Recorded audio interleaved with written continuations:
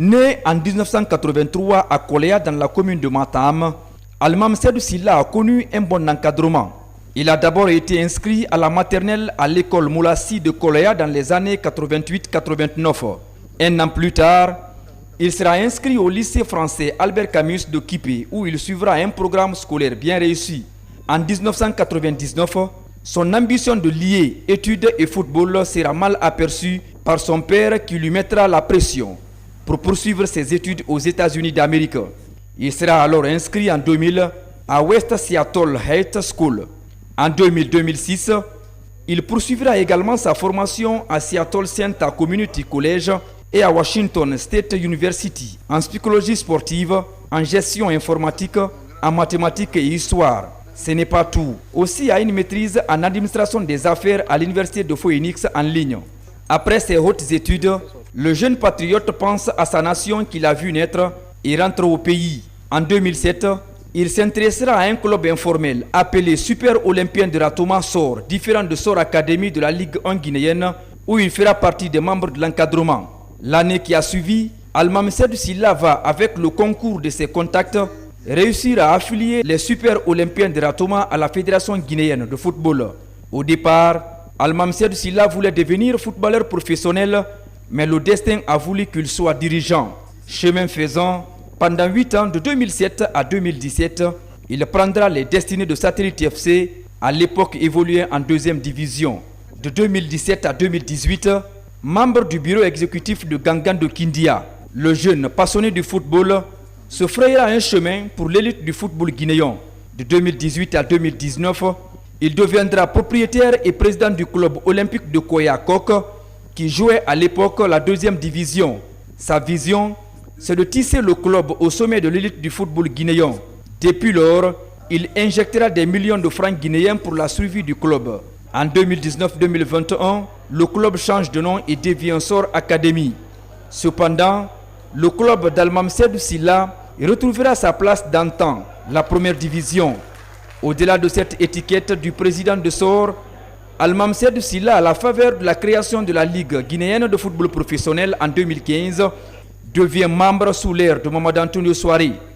À la mandature de Général Mathurin Bangoura, ce jeune passionné de football devient premier vice-président de la Ligue guinéenne de football professionnel après la démission de Kerfala Kamara KPC. Suite à la mise en place du nouveau bureau exécutif de la Ligue guinéenne de football professionnel, Almam Sedou Silla était candidat pour le poste du président. Mais vu la volonté affichée par ses aînés, il a été animé de jouer au fair play et de retirer sa candidature pour le bonheur du football guinéen. Connu du milieu sportif guinéen, Almam Sedou Silla, l'un des plus jeunes présidents de club de la Guinée, a montré de quoi il est capable. Toujours fidèle à la promotion des footballeurs guinéens à travers Sor Academy, Almam Sedou Silla se dit déterminé de servir le football guinéen, d'où l'ambition de devenir premier vice-président de la Fédération guinéenne de football à travers l'Assemblée générale élective. C'est quelque chose que je sais faire parce que j'étais vice-président déjà à la Ligue où j'étais la deuxième personnalité, où j'étais là avec le général Mathurin Bangoura et je pense que j'ai beaucoup apporté.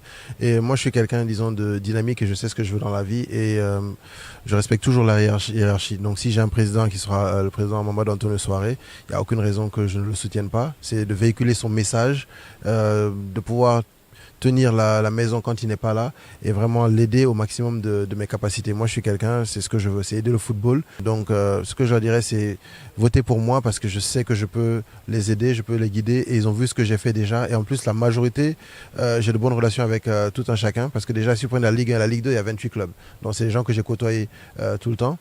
Et les autres aussi, j'étais en national avant. Donc j'ai grandi tous les échelons. Donc c'est des gens que j'ai côtoyés aussi. Les gens des ligues régionales, j'en ai beaucoup que je connais personnellement, que j'ai côtoyés. Donc je pense qu'on a on a une bonne relation. C'est toujours bien de voter pour quelqu'un à qui vous pouvez accéder. Moi, le problème, là, je suis quelqu'un d'accessif, je suis quelqu'un à leur niveau, je suis, disons, leur jeune frère, je suis un peu la personne qui peut faire le travail pour eux. Donc moi, je dirais, c'est voter pour quelqu'un qui peut vraiment être là pour vraiment mettre du renouveau dans cela. Quand on parle de jeunesse, je pense que l'exemple parfait, c'est moi. C'est vrai qu'il y a d'autres candidats qui sont jeunes, mais on les appelle jeunes, mais à 50 ans, on est plus jeune. Moi, je suis encore très jeune, j'ai moins de 40 ans, donc je peux aider cette jeunesse-là. Et on sait que le football aujourd'hui, c'est la jeunesse qui le joue quand même. C'est vrai que c'est les personnes expérimentées qui le gèrent, mais c'est la jeunesse qui joue au football. Donc moi, je peux un peu être la liaison entre ces jeunes qui jouent au football et, disons, les personnes les plus expérimentées qui gèrent le football. Donc je pense que le meilleur candidat pour le poste de premier vice-président, c'est bien moi. Ce candidat pour le poste de la vice-présidence a des ambitions.